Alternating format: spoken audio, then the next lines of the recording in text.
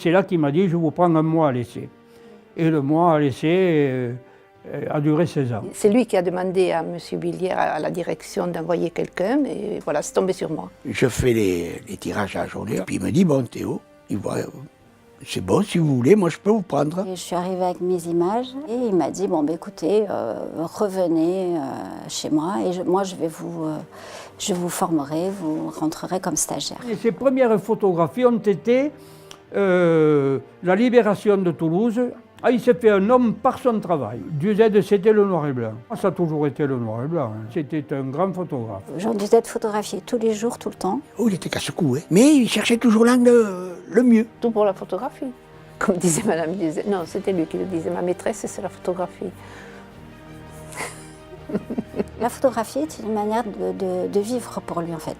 Chez Du Z, on avait la haute clientèle. Pour faire tourner la boutique, c'était surtout de l'industriel. Il faisait des photographies de Toulouse aussi. Il y a eu des commandes, il y en a eu des... On faisait de tout chez Du Z.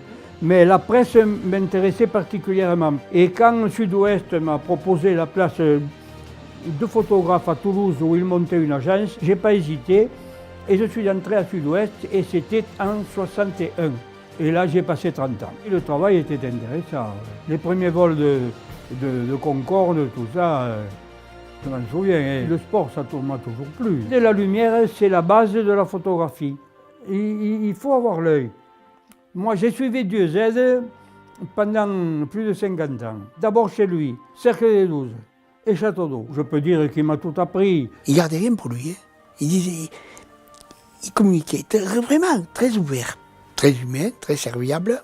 Exigeant, c'était la rigueur, quoi. Quand il a installé son atelier ici, il a tout fait faire à son idée pour que tout soit opérationnel, c'est-à-dire les laboratoires là-haut, laboratoire film, laboratoire tirage, laboratoire couleur, et puis en bas, les laboratoires grand format. Ça, les grands formats, c'est génial à faire. Je me souviens du premier Noël où j'étais là. C'est là que j'avais vu qu'il savait tirer, quoi. Enfin, je l'avais vu de visu. Dieu Z, lui, ne faisait pas du travail de laboratoire, mais moi, je le faisais. Enfin, j'étais beaucoup dans le noir, oui. Il y avait le rouge, le tic-tac du chronomètre. C'est un savoir-faire avec un travail technique, mais il y a une ambiance qui est de l'ordre de l'intime et puis de la lenteur aussi. Puis il y a quand même cette histoire de magie qui est dans le laboratoire. Le château d'eau, c'est donc M. Ourliac, qui était le premier adjoint de M. Baudis, père, Pierre Baudis, qui un jour, après que M. Dieuze l'ait titillé pendant je ne sais pas combien de temps pour avoir un espace pour exposer la photographie, lui a dit voilà le château d'eau. Et à partir de 1975, tous les premiers mercredis du mois, une exposition.